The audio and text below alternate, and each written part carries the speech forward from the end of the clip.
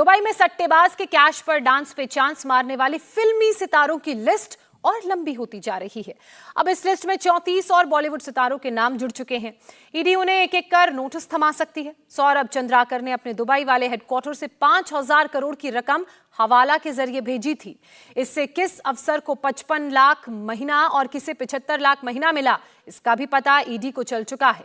अब रडार पर वो सफेद पोश हैं जो इन अफसरों के जरिए मोटी कमाई कर रहे थे। जांच की आंच कहां तक पहुंच रही है और किस किस को झुलसाने वाली है, वो आप हमारी इस रिपोर्ट के जरिए समझिए।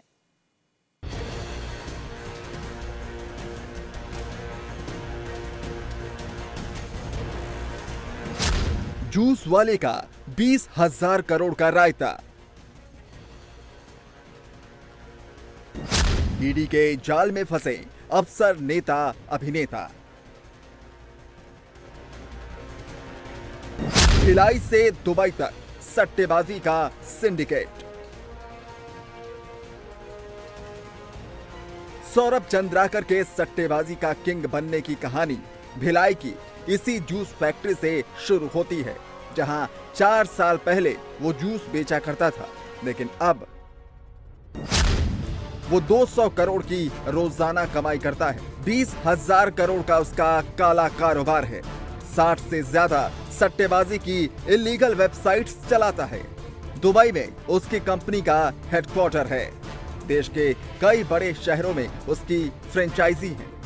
अकेले छत्तीसगढ़ में 30 फ्रेंचाइजी हैं। कई शहरों में अवैध कॉल सेंटर्स हैं। 5,000 करोड़ के हवाला कारोबार का आरोपी है। पुलिस, अफसर, नेता, अभिनेता उसके इशारे पर नाचते हैं।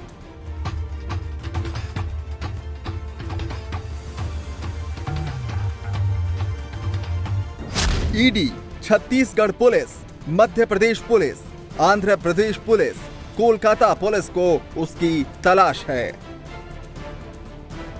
अब सवाल उठता है कि महज 4 साल में भिलाई की इन गलियों से निकलकर सौरभ चंद्राकर कैसे अरबपति बन गया और दुबई में ऐशो आराम की जिंदगी जीने लगा।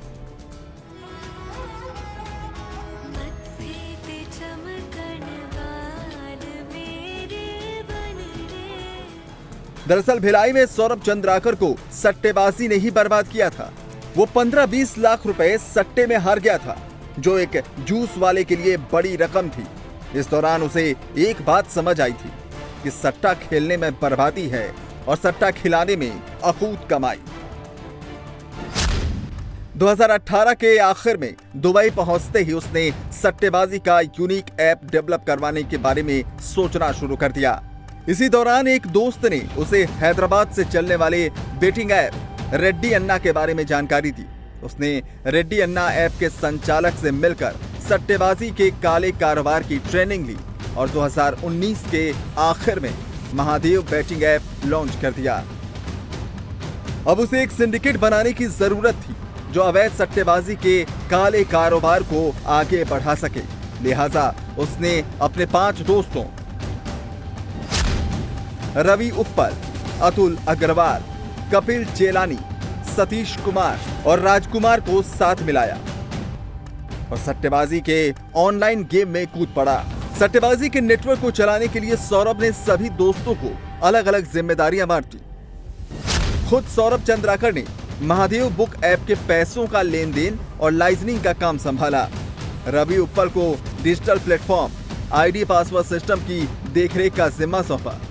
अतुल अग्रवाल को विदेशों में बिजनेस बढ़ाने के साथ विदेशी कस्टमर्स को जोड़ने का काम सौंपा। कपिल चेलानी को छत्तीसगढ़ में फ्रेंचाइजी का काम सौंपा। सतीश कुमार को अफसरों, कर्मचारियों के मैनेजमेंट का काम सौंपा और राजकुमार को बैंकों में बोगस खाता खुलवाने के साथ फ्रेंचाइजी को आईडी चलाने की ट्रेनिंग देने की जिम्मेदारी सौंपी। अब शुरू हुआ जूस वाले का असली गेम। उसने सट्टेबाजी कराने के लिए महादेव बुक ऐप के साथ करीब 60 वेबसाइट डिजाइन करवाई, जिन्हें महादेव बुक ऐप से जोड़ा गया। इसमें tiger exchange, gold 365, laser 247, play247.win, sky1exchange.com, cricketbet9.com, lotus 365 और फेयर प्ले शामिल है।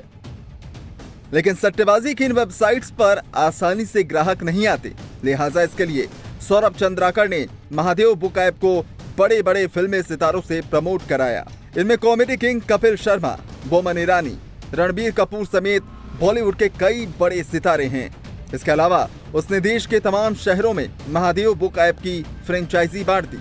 अब समझिए कि ऑनलाइन सट्टेबाजी की फ्रेंचाइजी क्यों खोली गई। दरअसल सट्टेबाजी का गेम तो ऑनलाइन है, लेकिन पैसों का गेम ऑनलाइन और ऑफलाइन दोनों चलता है। वो कैसे, इसे यूं समझिए। सौरभ चंद्राकर की बेटिंग वेबसाइट में एक नंबर दिया जाता है, जैसा इस पिक्चर में आप देख सकते हैं। जैसे ही सट्टा लगाने के लिए कोई इस नंबर पर कॉल करता है, उसका नंबर महादेव प्रमोटर्स के हेडक्वार्टर में पहुंच जाता है। इसके बाद उस इलाके की फ्रेंचाइजी उस सट्टा लगाने के इच्छुक शख्स से संपर्क करती है। यह संपर्क केवल व्हाट्सएप पर किया जाता है। फिर सट्टा खेलने वाले को 2 आईडी दी जाती है और 2 खाते खुलवाए जाते हैं। पहली आईडी पर एक खाते में पैसा जमा कराए जाते हैं और पॉइंट्स ट्रांसफर किए जाते हैं। दूसरे खाते में पॉइंट्स को इनकैश करने पर जीती गई रकम ट्रांसफर की जाती है। इसके बाद महादेव बुक ऐप पर कस्टमर को लूटने का खेल शुरू होता है। वो कैसे, इसे भी समझ लीजिए। महादेव बुक ऐप से जुड़ी वेबसाइटों पर मिनिमम 100 रुपए में सट्टा खेला जा सकता है। कस्टमर शुरुआत में कम रकम लगाते हैं और उन्हें जानबूझकर जीतने दिया जाता है ताकि लालच में फंसाया जा सके। जैसे ही कोई सट्टेबाज बड़ी रकम लगाता है, उसे गेम में हरा दिया जाता है और उसकी रकम हड़प ली जाती है। अब जो कमाई होती है उसे 70-30 के रेशियो में महादेव बुक ऐप के प्रमोटर और फ्रेंचाइजी बांट लेते हैं। प्रमोटर की 70% रकम तो ऑनलाइन बोगस खातों के जरिए दुबई में सौरभ चंद्राकर तक पहुंच जाती है, लेकिन फ्रेंचाइजी को ये रकम हवाला के जरिए भेजी जाती है।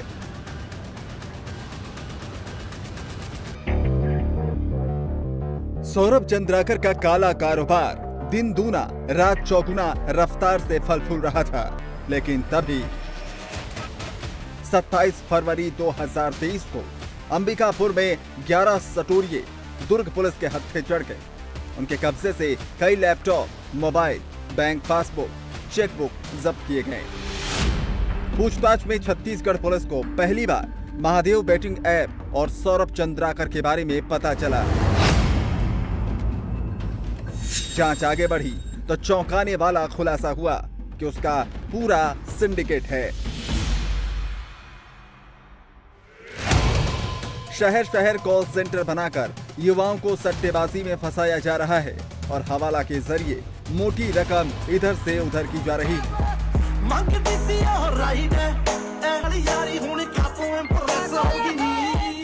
यहीं से ईडी की एंट्री हुई और सौरभ चंद्राकर पर शिकंजा कसना शुरू हुआ। 21 अगस्त 2023 को ईडी ने रायपुर में छापा मारा। 4 लोगों को अरेस्ट किया गया। इसके बाद 15 सितंबर को ईडी ने कोलकाता, भोपाल, मुंबई समेत 39 शहरों में रेड मारी और 417 करोड़ की प्रॉपर्टी जब्त की। सौरभ चंद्राकर का सट्टेबाजी सिंडिकेट आंध्र प्रदेश में धड़ल्ले से चल रहा था। 2 जून को विशाखापट्टनम पुलिस ने एक एफआईआर दर्ज की, जिसमें खुलासा हुआ कि 19 लोग एक कॉल सेंटर से सट्टेबाजी का गिरोह चला रहे हैं, जो महादेव बेटिंग ऐप से जुड़ा हुआ है। आंध्र प्रदेश पुलिस ने अवैध सट्टेबाजी से जुड़ी वेबसाइट्स और महादेव ऐप को ब्लॉक कर दिया। सौरभ चंद्राकर और रवि उप्पल समेत 19 लोगों के खिलाफ विशाखापट्टनम में केस दर्ज किया गया। इसी बीच 21 अगस्त को रायपुर में सौरभ चंद्राकर का सबसे करीबी गुर्गा अनिल दामानी ईडी के हत्थे चढ़ गया। 23 अगस्त को ईडी ने अनिल दामानी को 14 दिन की रिमांड पर लिया। अनिल दामानी रायपुर में श्री आभूषण ज्वेलर्स नाम से दुकान चलाता है, लेकिन उसका असली धंधा हवाला का है। वो महादेव बुक ऐप के प्रमोटर्स से जुड़ा हुआ है। ईडी ने इसकी तस्दीक करते हुए अपनी रिपोर्ट में एक स्क्रीनशॉट भी शेयर किया, जो दामानी के नंबर पर रवि दुबई के नाम से सेव था। वो रवि उप्पल से डायरेक्ट कांटेक्ट में था। ईडी ने अनिल दामानी के कॉल डिटेल की एक कॉपी भी अटैच की है। जिसमें वो तारीखें और टाइम दर्ज हैं जब दामानी ने दुबई में महादेव ऐप के प्रमोटर्स से बात की। ईडी ने यह भी खुलासा किया कि अनिल दामानी सिर्फ हवाला के जरिए दुबई रकम नहीं पहुंचाता था, वो इस सिंडिकेट में पूरी तरह से शामिल भी था। उसने गरीब लड़कों को लालच देकर पहले महादेव बुक ऐप के कॉल सेंटर में भर्ती किया, उनके आधार और पैन कार्ड जमा करा लिए, उसी के जरिए सैकड़ों बोगस खाते अलग अलग बैंकों में खोले। छत्तीसगढ़ में करीब 10,000 ऐसे खाते खोले गए जिनका इस्तेमाल सट्टे की रकम जमा कराने के लिए किया गया। इसके अलावा अनिल दामानी पर आरोप है कि उसने हवाला की रकम भ्रष्ट पुलिस अफसरों और नेताओं के करीबियों तक पहुंचाई। दामानी को ये रकम रवि उप्पल हवाला के जरिए भेजता था, जो महादेव बुक ऐप का प्रमोटर है। अब समझिए कि अफसरों और पुलिस वालों को घूस क्यों दी जा रही थी। पुलिस महादेव ऐप से जुड़े दफ्तरों पर छापा न मारे, महादेव बेटिंग ऐप के फ्रेंचाइजी में काम करने वालों की गिरफ्तारी ना करे, उनके अवैध हवाला ऑपरेशंस को बेरोक टोक चलने दे। सिर्फ जो ऑनलाइन गैम्बलिंग प्लेटफॉर्म है उसमें हम लोगों ने अब तक 26 केसेस टोटल दर्ज किए हैं और इसमें से लगभग सभी में सौरभ चंद्राकर, क्योंकि जो मेन सरगना है उसका नाम इसमें दर्ज किया है हम लोगों ने। सौरभ चंद्राकर और रवि उत्पल के विरुद्ध हम लोगों ने लुकआउट सर्कुलर भी जारी किया है, क्योंकि ये लोग जो सूचना है विदेश में जाकर के भी ये पूरा जो ऐप है वो संचालित कर रहे हैं। कुल 194 लोगों को अभी तक हम लोगों ने इन पूरे प्रकरणों में गिरफ्तार किया है और काफी सारे बैंक अकाउंट्स भी। ईडी की जांच में एक और चौंकाने वाला खुलासा हुआ है। दुबई से महादेव ऐप के प्रमोटर जो हवाला की रकम घूस देने के लिए भेजते थे, उस रकम में अपना कट काट कर दामानी उसे राहुल वाटके नाम के एक आरोपी को सौंप देता था। राहुल वाटके इस रकम को श्री आभूषण की दुकान से लेता था, जिसे दामानी और उसके भाई चलाते हैं। राहुल वाटके आगे इस रकम को छत्तीसगढ़ पुलिस के एएसआई चंद्रभूषण वर्मा तक पहुंचाता था। एएसआई चंद्रभूषण वर्मा कौन है? इस पूरे जाल बट्टे में उसका क्या रोल है? चंद्रभूषण वर्मा छत्तीसगढ़ पुलिस में एएसआई है। वो विनोद वर्मा का रिश्तेदार बताया जा रहा है। इंडिया टीवी हर वक्त हर जगह डाउनलोड करने के लिए सर्च करें India TV news Google play store या ऐप स्टोर पर।